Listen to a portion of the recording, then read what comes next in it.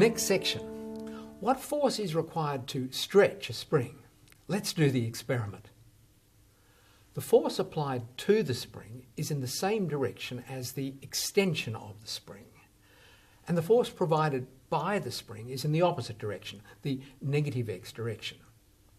These two forces, forces applied to the spring and force applied by the spring, are yet another Newton pair. They add to zero. Let's plot the spring force against x, the extension of the spring, starting from the point 0, 0. Zero force produces zero extension by definition. Greater extension, larger negative force.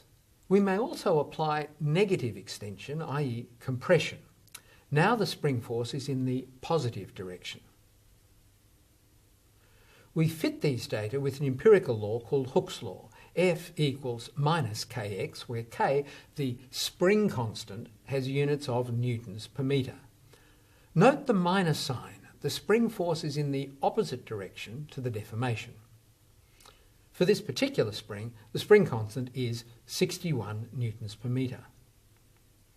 Note that this straight line relationship only applies over a limited range. For sufficiently large deformations, Hooke's law fails.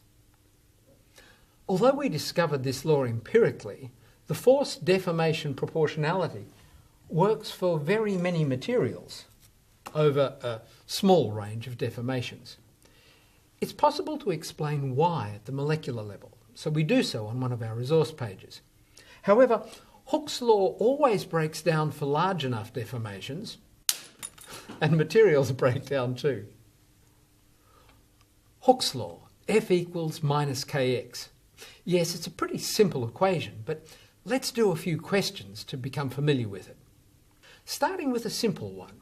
Here I have a spring with a spring constant of 53 newtons per metre. How far would it be stretched to support a mass of 1.0 kilograms at equilibrium?